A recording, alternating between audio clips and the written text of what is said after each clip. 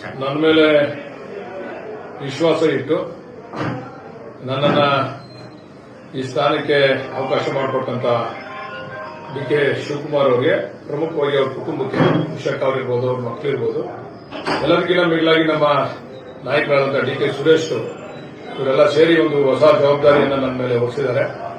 ಈ ಒಂದು ಜವಾಬ್ದಾರಿ ಜೊತೆಗೆ ಹೈಕಮಾಂಡ್ ಕೂಡ ನನ್ನ ಮೇಲೆ ವಿಶ್ವಾಸ ಇಟ್ಟು ಈ ಜವಾಬ್ದಾರಿಯನ್ನು ಹಳೆ ಮೈಸೂರು ಭಾಗದಲ್ಲಿ ಒಂದು ಜವಾಬ್ದಾರಿಯನ್ನು ಕೊಟ್ಟಿದೆ. ಅದನ್ನು ನಿಭಾಯಿಸ್ತೀನಿ. ಈ ಸಂದರ್ಭದಲ್ಲಿ ಏನ್ ಹೇಳ್ತೀನಿ ಅಂತಂದ್ರೆ, ಇದಕ್ಕೆಲ್ಲ ಪ್ರಮುಖವಾದಂತಹ ಕಾರಣಕರ್ತರು ನನ್ನ ಕ್ಷೇತ್ರದ ಜನತೆ. 5 ಬಾರಿ ನನ್ನನ್ನ ಅಧಿಕಾರ ಸಚಿವನಾಗಲಿ ಆಗದೇ ಇರಲಿ 5 ಬಾರಿ ನನ್ನನ್ನು ಗೆಲ್ಲಿಸಿದ್ರಲ್ಲ, ಇವ್ರ ಋಣನೂ ಕೂಡ ನನ್ನ ಮೇಲಿದೆ. ಜವಾಬ್ದಾರಿ ಕೂಡ ಜಾಸ್ತಿ ಆಗಿದೆ.